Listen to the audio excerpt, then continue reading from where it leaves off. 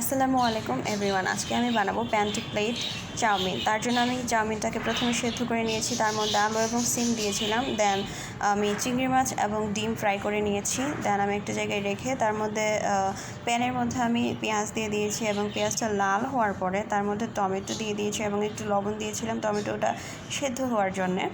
দেন 1 minute রান্না করার পরে এইভাবে তার মধ্যে আমি tomato ketchup and soya sauce দিয়ে দিয়েছি। অ্যান্ড এই দুইটা দেওয়ার পরে এই কালারটা দেখেন কতটা জোস আসছে।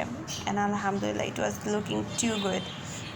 দেন আমি ম্যাগি মশলা দিয়ে দিচ্ছি। ম্যাগি মশলা হচ্ছে কি নুডলস রান্না করার জন্য বেস্ট একটা মশলা।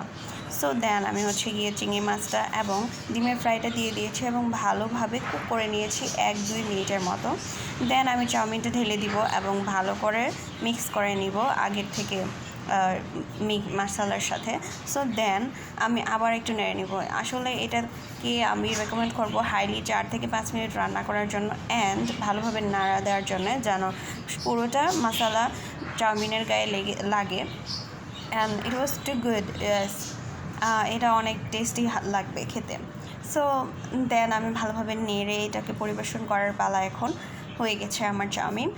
দেন আমি একটা বোলে এটাকে ভালো করে সুন্দর করে সাজিয়ে নিয়েছি। অ্যান্ড সাজানো বলতে হচ্ছে গিয়ে খালি পরিবেশন করেছি, পুরোটা চাউমিন ঢেলে দিয়েছি। অবশ্যই এখানে পুরোটা ছিল না, একটু কম ছিল, বাকিটা আমার ভাইয়া খেয়ে ফেলেছে।